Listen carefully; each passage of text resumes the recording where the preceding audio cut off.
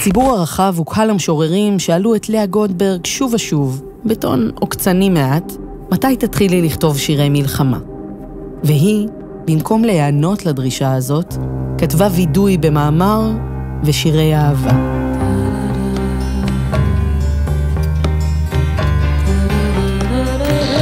שלום, אתם ואתן על מוזות. רגע של רוח בימים של משבר. מבית אביחי.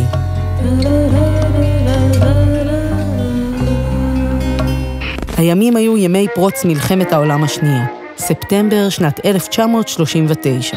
גולדברג מפרסמת בעיתון השומר הצעיר מאמר בשם על אותו הנושא עצמו, שמוקדש לשאלה מהי חובת המשורר בזמן מלחמה.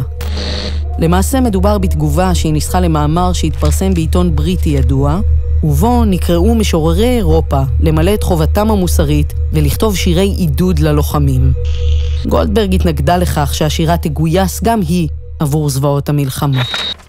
וכך היא כתבה, לא רק היתר הוא למשורר לכתוב בימי מלחמה שירי אהבה, אלא הכרח. משום שגם בימי מלחמה רב ערכה של האהבה מערך הרצח. לא זכות בלבד היא למשורר בימות הזוועה לשיר שירו לטבע, לאילנות הפורחים, לילדים היודעים לצחוק, אלא חובה. להזכיר לאדם כי בכל עת ובכל שעה לא הוחמץ עדיין המועד לשוב ולהיות אדם. כי כל זמן שהשירה אוהבת את האדם בארץ הזאת ואת החיים על פניה, כדאי וראוי גם לו לאדם, לאוהבם, להעריכם, לשמור עליהם.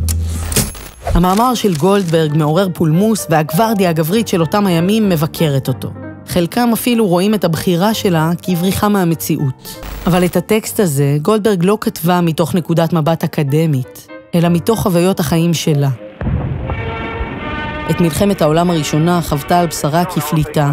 היא הייתה רק בת 8, שחזתה במו עיניה, באופן שבו חיילים מהצבא הלבן האשימו את אבא שלה בריגול, ועינו אותו עד שאיבד את שפיותו. הרומן והוא האור, שגולדברג כתבה מאוחר יותר, מבוסס על הסיפור הביוגרפי של משפחתה. אבל הפעם היא מישירה מבט גם אל הזוועות, ומתוכן בוחרת בתקווה. היא מתארת את המורכבות של החיים בצל הטראומה.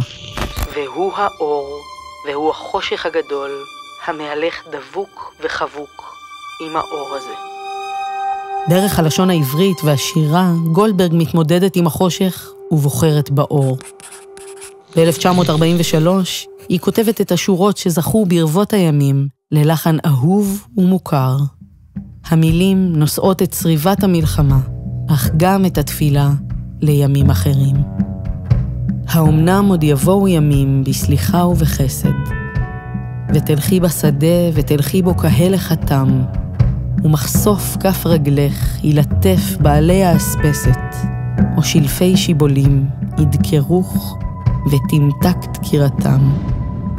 כי לעולם יהיה שדה שיבולים טוב ויפה משממה שעברו עליה הטנקים, ואפילו מטרתם של הטנקים הללו נשגבה ביותר.